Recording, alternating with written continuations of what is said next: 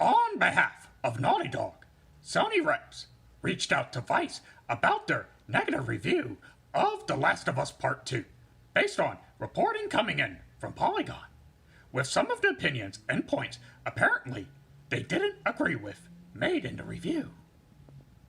So, finally happening, it is.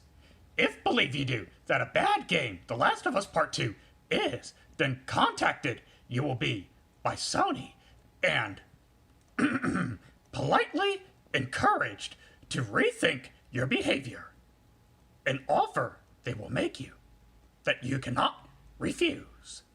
Slightly more critical of the blockbuster game, a handful of outlets were, Polygon included, while lavished The Last of Us Part 2 with all sorts of praise the vast majority of reviewers have. Unfair, they felt some of the conclusions I reached in my review were, and dismissed some meaningful changes or improvements over Twitter messages Zachney told Polygon. Think right, you must, Vice, or with the fishes you will be sleeping. Confrontational, Zachney clarifies the exchange wasn't, but unusual nonetheless, as typically have big publishers the site doesn't, asking in an official capacity why the review reads the way it does. So, just like these guys, Sony and Naughty Dog are now. Really cool that is. So pull up they do on reviewers and tells them if problems they do not want, then fall in line. You must. No wonder defend this game so much all the fanboys do.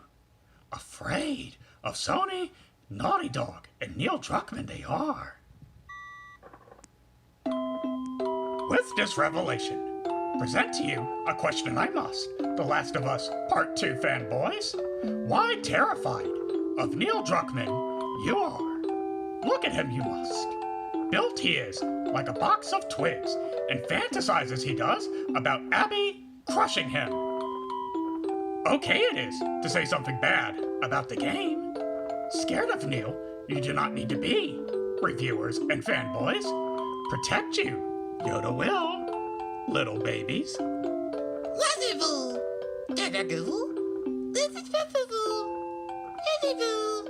That's okay, little baby.